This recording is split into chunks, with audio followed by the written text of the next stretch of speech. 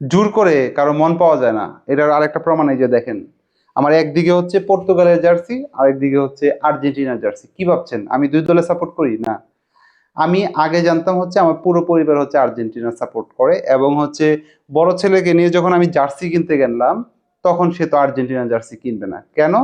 কারণ হচ্ছে সে পর্তুগালকে সাপোর্ট করে। কেন? কারণ হচ্ছে সে CR7 রোনাল্ডো খেলা সে খুব পছন্দ করে।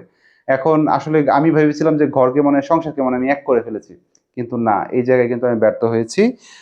সে শেষ পর্যন্ত সে পর্তুগালের জার্সি কিনেছে, আর ছোট ছেলে সে আর্জেন্টিনার জার্সি কিনেছে। তো আর আমার তো আর্জেন্টিনা জার্সি কেনাই আছে। এখন তুমি পর্তুগালের জার্সি কেন কিনেছো বলো? আমার ক্রিস্টিয়ানো রোনালদোকে অনেক পছন্দ, এই জন্য আমি পর্তুগালের জার্সি কিনেছি।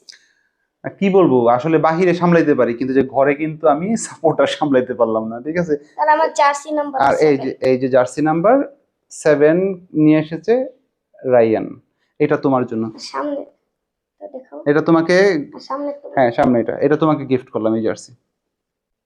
Thank you. ওয়েলকাম। আর তুমি কেন, তুমি বলো, কিছু বলবা? বলো তুমি কাকে সাপোর্ট করো? আর্জেন্টিনা। আর তুমি কাকে, কার খেলা পছন্দ করো সবচেয়ে বেশি? মেসি। মেসি। হ্যাঁ। আচ্ছা, তোমার জার্সি নাম্বার কত? 10। আর মেসির জার্সি নাম্বার? 10। তোমাকে আমি এই জার্সিটা গিফট করব, ঠিক আছে? ওকে। এটা তোমার জন্য।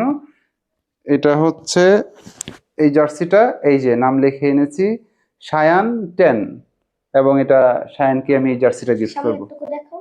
এই যে সামনেরটা হচ্ছে এটা, একদম প্লেয়ার ভার্সন, ঠিক আছে। এই যে নাও। Thank you. ওয়েলকাম। তো আমার কথা হচ্ছে সাপোর্টার, হ্যাঁ আবার আরেকটা প্রশ্ন মনে থাকতে পারে, সেটা হচ্ছে যে তাদের আম্মু কোন দল করে। এই একটা জিনিস কিন্তু আমার সাথে খুব মিল আছে, সে কিন্তু আর্জেন্টিনা সাপোর্ট করে, আমি আর্জেন্টিনা সাপোর্ট করি, এবং ওরাও করতো আমি জানতাম, কিন্তু এখন সে আর্জেন্টিনাতে আছে, কিন্তু সে জানি কিভাবে পর্তুগালে চলে গেল। যাই হোক, এবার খেলা জমবে, বিশ্বকাপ জমবে, ঘরেই হচ্ছে পর্তুগাল ভার্সেস হচ্ছে আর্জেন্টিনা।